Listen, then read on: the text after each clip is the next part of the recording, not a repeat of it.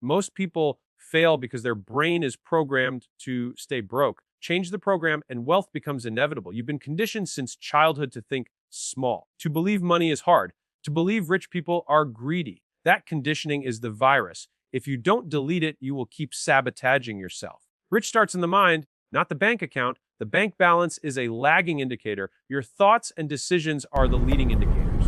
If your inner dialogue says, I can't, I'm not ready, I'm not good enough, then you've already lost before you start. Your thoughts create your financial thermostat. Every person has an internal setting for wealth. Some people's thermostat is set to survive. Some people's thermostat is set to middle class. Some people's thermostat is set to abundance. The thermostat doesn't lie. If your income rises above it, you unconsciously find ways to bring it back down. If your income falls below it, you push harder until you get back to the level you're comfortable with. That's why someone can win the lottery and end up broke again. That's why an entrepreneur can lose everything and rebuild it faster than before.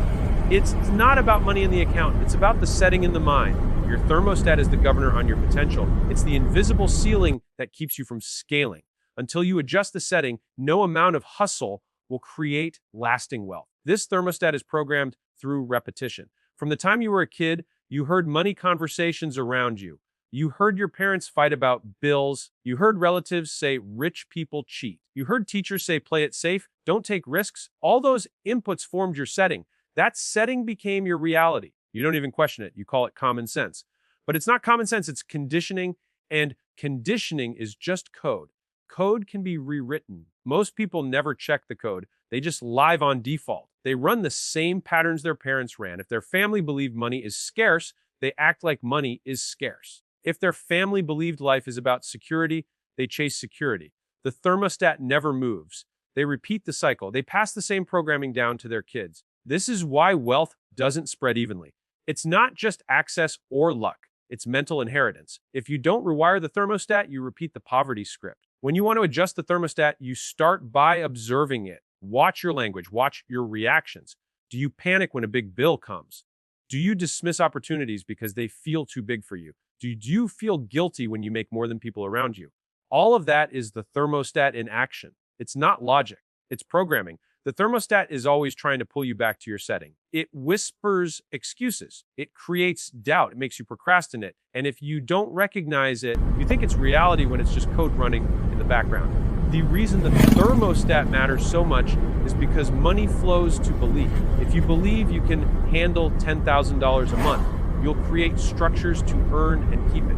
If you believe you can handle $100,000 a month, you'll create businesses, systems, and people around you that match that belief.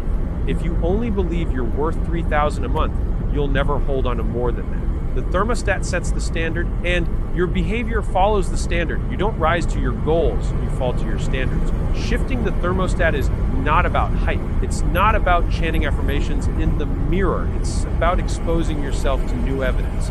If you want to raise your financial setting, you need proof that higher levels are normal. You get that proof by being around people playing the game above you. You get that proof by studying those who've already done it. You get that proof by putting yourself in situations where you have to grow into the new level. Each time you experience that, your thermostat moves. What used to feel impossible starts feeling standard.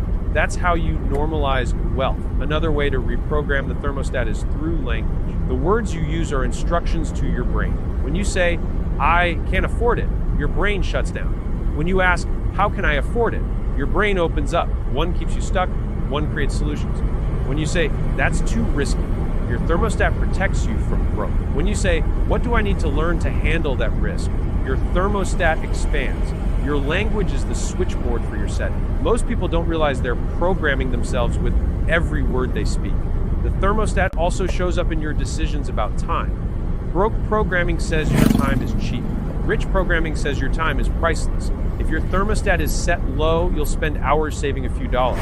If your thermostat is set high, you'll spend dollars to save hours. That single shift in thinking creates massive leverage. It's the reason wealthy people outsource tasks, delegate responsibilities, and buy back their time. They know their thermostat demands higher return per hour. They literally can't tolerate wasting time on things beneath their standard. The thermostat is not just money, it's identity. You act in alignment with who you believe you are. If your thermostat says, I'm the type of person who always gets by. You'll never allow yourself to thrive. If your thermostat says, I'm the type of person who creates abundance, you'll act in line with that belief. Identity locks the setting in place. That's why you must rewrite who you believe you are. Not what you want, not what you dream of, but who you fundamentally identify as. If you shift identity, the thermostat moves permanently. Reprogramming the thermostat requires proof, language, and identity. Proof expands what you see as possible. Language rewires what you instruct your brain to do. Identity locks in the new standard. Together, they reset the setting. Once it resets, everything changes. Opportunities you once ignored suddenly make sense. Investments you once feared become obvious. People you once envied start to feel like peers. You don't have to force it. You don't have to hype yourself. You just start operating at the new level because the thermostat won't allow you to go back down. Getting rich is not about more effort. It's about installing the right beliefs and executing relentlessly. Most people think money comes from working harder. They push longer hours, they grind, they sacrifice sleep, they burn out, and yet they don't see wealth. The reason is simple. Effort applied to the wrong belief system multiplies failure. If your beliefs are broken, no amount of hustle will fix it. If you believe money is scarce, you'll act like it's scarce. If you believe opportunity is rare, you'll act desperate. If you believe wealth is luck, you'll wait instead of build. Effort doesn't cure broken beliefs, it amplifies them. Beliefs drive behavior, behavior drives results.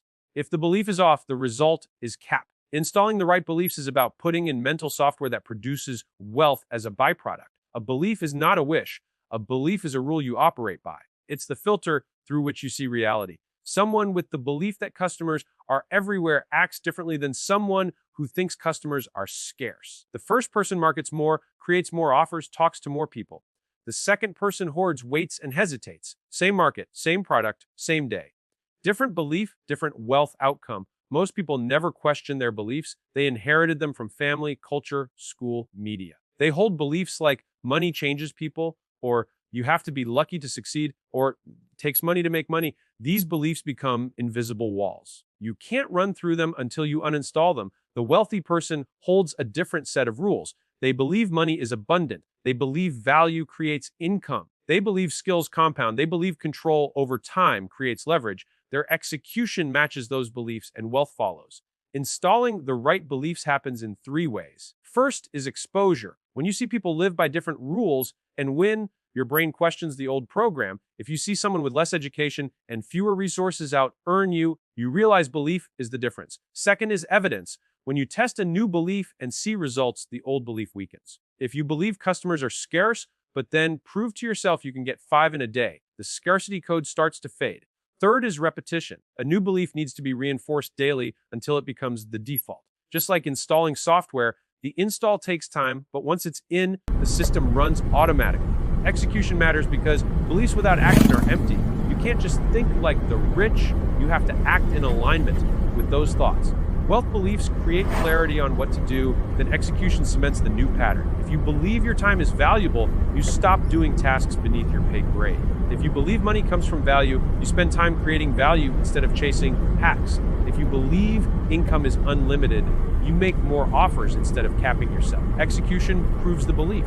Every action is a vote for the new rule you want to live by. Relentless execution is not frantic. It's not scattered. It's not about doing more things. It's about doing the right things again and again without stopping. Most people quit too early. They test a new belief for a week, don't see massive change, and revert to the old script. The wealthy keep executing even when results lag.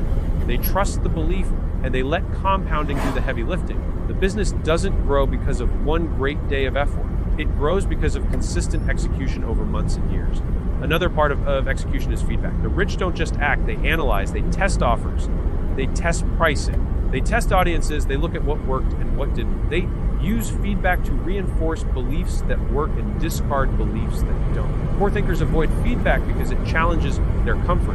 Rich thinkers demand feedback because it sharpens their execution.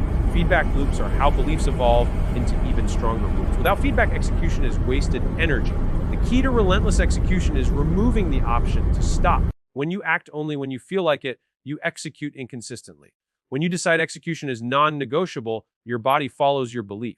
If you believe wealth is inevitable through relentless execution, you no longer question if it's working. You just keep acting. That's how compounding creates breakthroughs. The person who executes for 10 years always outpaces the person who dabbles for 2. Getting rich without the right beliefs is impossible. Having the right beliefs without execution is also impossible. The formula is both. Install beliefs that expand your ceiling.